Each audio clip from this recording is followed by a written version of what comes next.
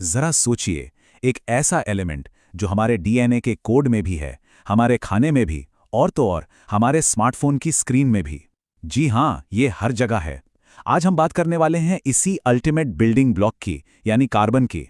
तो सवाल ये है कि आखिर एक मामूली से एलिमेंट में इतनी पावर आती कहां से है कि वो एक तरफ तो हीरे जैसा हार्ड सब्सटेंस बना दे और दूसरी तरफ डीएनए जैसा कॉम्प्लेक्स स्ट्रक्चर। चलिए आज इसी पजल को सॉल्व करते हैं। तो आज हम क्या क्या देखने वाले हैं? सबसे पहले कार्बन की वो दो सुपर पावर्स क्या हैं। फिर हम हाइड्रोकार्बन्स की दुनिया को समझेंगे। इसके बाद देखेंगे कि कैसे केमिस्ट्री हमें साफ रखती है, और आखिर में जानेंगे कि कैसे कार्बन सबसे हार्ड से लेकर सबसे सॉफ्ट फॉर्म तक में मौजूद है। चलिए शुरू करते हैं। कार्बन इतना वर्सेटाइल क्यों है? इसका सीक्रेट क्या है? असल में इसका जवाब इसकी दो सुपर पावर्स में छिपा है। ये वो पावर्स हैं जो इसे केमिस्ट्री की दुनिया का, कह सकते हैं, एक सुपर हीरो बना देती हैं। पहली सुपर पावर है टेट्रावैलेंसी। इसका सीधा सा मतलब है कि कार्बन के पास समझ लीजिए 4 हाथ हैं। वो एक साथ 4 दूसरे एटम्स के साथ बॉन्ड बना सकता है। और दूसरी सुपर पावर है कैटेनेशन। ये और भी इंटरेस्टिंग है। इसका मतलब है कार्बन की खुद के ही एटम्स के साथ जुड़कर लंबी लंबी चेन्स, ब्रांचेस, यहां तक कि रिंग्स बनाने की एबिलिटी। बिल्कुल लेगो ब्लॉक्स की तरह है ना, जिन्हें जोड़कर आप कुछ भी बना सकते हैं। एक सीधी लाइन, एक ब्रांच ट्री या एक सर्कल। बस यही दो पावर्स मिलकर कार्बन को इतना स्पेशल बनाती हैं। अच्छा, तो ये जुड़ाव होता कैसे है? ये होता है कोवेलेंट बॉन्ड्स के जरिए। यहाँ एटम्स इलेक्ट्रॉन्स की शेयरिंग करते हैं, एक दूसरे से छीनते नहीं हैं। ये बॉन्डिंग तो काफ़ी स्ट्रांग होती है, लेकिन मॉलिक्यूल्स के बीच का फोर्स वो ज़रा वीक होता है। और पता है, इसी वजह से ज़्यादातर कार्बन कंपाउंड्स का मेल्टिंग पॉइंट कम होता है और वो इलेक्ट्रिसिटी के अच्छे कंडक्टर भी नहीं होते। चलिए अब कार्बन की दुनिया में थोड़ा और आगे बढ़ते हैं। मिलते हैं इसके सबसे करीबी दोस्त हाइड्रोजन से। जब ये दोनों मिलते हैं तो बनते हैं हाइड्रोकार्बन्स। ऑर्गेनिक केमिस्ट्री की पूरी कहानी, कह सकते हैं, यहीं से शुरू होती है। और भले ही ये सिर्फ 2 एलिमेंट्स से बने हों, पर इनकी सिंप्लिसिटी ही वो फाउंडेशन है जिस पर लाखों दूसरे मॉलिक्यूल्स की पूरी बिल्डिंग खड़ी है। लेकिन अब सोचिए, इतने सारे कंपाउंड्स हैं, इन्हें ऑर्गेनाइज कैसे किया जाए? ये तो बहुत कंफ्यूजिंग हो जाएगा। यहीं पर केमिस्ट एक टूल का इस्तेमाल करते हैं जिसे कहते हैं होमोलोगस सीरीज। इसे केमिस्ट्री की एक रेसिपी बुक की तरह समझ सकते हैं। इसमें कुछ सिंपल रूल्स होते हैं और उन रूल्स के बेस पर लाखों कंपाउंड्स के प्रॉपर्टीज को प्रिडिक्ट किया जा सकता है। तो इसका मतलब क्या हुआ? इसका मतलब ये है कि अगर किसी एक मेंबर के बारे में पता है तो सीरीज के बाकी मेंबर्स के बारे में भी बहुत कुछ अंदाजा लगाया जा सकता है। इन सब का एक कॉमन फॉर्मूला होता है, एक जैसी केमिकल आइडेंटिटी होती है, और जैसे जैसे चेन लंबी होती जाती है, इनकी फिजिकल प्रॉपर्टीज जैसे बॉइलिंग पॉइंट एक प्रिडिक्टेबल पैटर्न में बदलती हैं। मतलब केमिस्ट्री के केओस में एक ब्यूटीफुल ऑर्डर। तो ठीक है, थ्योरी तो हमने समझ ली। अब देखते हैं कि ये सब असल दुनिया में कैसे काम करता है। बड़ी बड़ी इंडस्ट्रियल प्रोसेसेस में इन कॉन्सेप्ट्स को यूज कैसे किया जाता है, जहां ये आइडियाज रियलिटी बनते हैं। एक बहुत ही इंपॉर्टेंट इंडस्ट्रियल रिएक्शन है हाइड्रोजनेशन। अगर सिंपल वर्ड्स में कहें तो इसमें एक अनसैचुरेटेड हाइड्रोकार्बन लिया जाता है। अनसैचुरेटेड मतलब जिसमें और हाइड्रोजन एटम्स जुड़ने की जगह है। फिर उसमें हाइड्रोजन ऐड करके उसे सैचुरेटेड बना दिया जाता है, मतलब उसे पूरी तरह से भर दिया जाता है। और इसका सबसे कॉमन एग्जाम्पल तो हम सबके किचन में मौजूद है, वनस्पति तेल से वनस्पति घी का बनना।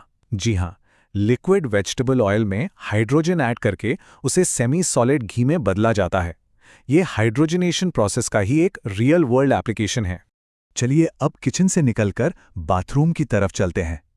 हम रोज साफ सफाई के लिए साबुन का इस्तेमाल करते हैं, पर क्या कभी सोचा है कि इसके पीछे की साइंस क्या है? जी हां, यहां भी कहानी का हीरो हमारा कार्बन कंपाउंड ही है। तो आखिर ये सोप है क्या चीज? केमिकली ये लॉन्ग चेन फैटी एसिड्स के सोडियम या पोटेशियम सॉल्ट्स होते हैं। सुनने में थोड़ा कॉम्प्लिकेटेड लगता है ना? पर यकीन मानिए, इसका ये यूनिक स्ट्रक्चर ही है जो इसे क्लीनिंग पावर देता है। देखिए होता क्या है, सोप मॉलिक्यूल के 2 हिस्से होते हैं। एक हेड जो पानी को पसंद करता है और एक टेल जो तेल और गंदगी को पसंद करती है। तो जब साबुन पानी में मिलता है तो इसकी टेल तेल या गंदगी के अंदर घुस जाती है और जो हेड वाला हिस्सा है वो पानी की तरफ रहता है। ये सब मिलकर एक स्फीयर जैसा स्ट्रक्चर बना लेते हैं जिसे माइसेल कहते हैं। ये माइसेल गंदगी को अपने अंदर ट्रैप कर लेता है और फिर पानी के साथ बहकर निकल जाता है ना कमाल का मैकेनिज्म। लेकिन साबुन के साथ एक प्रॉब्लम है। अगर पानी हार्ड हो, मतलब खारा पानी हो, तो साबुन ठीक से काम नहीं करता, झाग भी नहीं बनता। पर ऐसा होता क्यों है? वजह सिंपल है। हार्ड वाटर में कैल्शियम और मैग्नीशियम आयंस होते हैं। साबुन इन आयंस के साथ रिएक्ट करके एक स्टिकी सब्सटेंस बनाता है, जिसे हम स्कम या मैल कहते हैं, और यही मैल फिर कपड़ों पर चिपक जाता है और सारी सफाई बेकार हो जाती है। तो इस प्रॉब्लम का सलूशन क्या है? सलूशन है डिटर्जेंट्स। डिटर्जेंट्स हार्ड वाटर में परफेक्टली काम करते हैं क्योंकि वो स्कम नहीं बनाते। लेकिन यहां एक कैच है। सोप जो हैं वो बायोडिग्रेडेबल होते हैं, मतलब कुदरती तौर पर डीकंपोज हो जाते हैं। पर डिटर्जेंट्स उतने बायोडिग्रेडेबल नहीं होते और इनसे वाटर पोल्यूशन भी हो सकता है। तो ये एक तरह से कन्वीनियंस और एनवायरनमेंट के बीच का ट्रेड ऑफ है। अब तक हमने देखा कि कार्बन दूसरे एलिमेंट्स के साथ मिलकर क्या-क्या कमाल करता है। पर अब बात करते हैं कार्बन के सबसे सरप्राइजिंग फीचर की। वो ये है कि कार्बन अकेले ही, मतलब अपने प्योर फॉर्म में, कैसे एकदम ऑपोजिट रूप ले सकता है। ये पॉसिबल होता है एलोट्रोप्स की वजह से।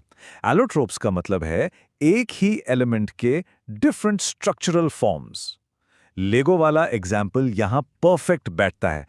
ब्लॉक्स तो वही हैं, पर उन्हें अरेंज करने के तरीके से कभी कार बन जाती है तो कभी हाउस। कार्बन के साथ भी बिल्कुल ऐसे ही होता है। चलिए देखते हैं। एक तरफ है डायमंड यानी हीरा। इसमें हर कार्बन एटम 4 दूसरे कार्बन एटम से जुड़कर एक रिजिड 3D स्ट्रक्चर बनाता है, और इसका रिजल्ट दुनिया का सबसे हार्ड नेचुरल सब्सटेंस जो इलेक्ट्रिसिटी कंडक्ट नहीं करता। और दूसरी तरफ है ग्रेफाइट, जो पेंसिल में होता है। यहां हर कार्बन एटम सिर्फ 3 दूसरे एटम से जुड़ा होता है और फ्लैट लेयर्स बनाता है।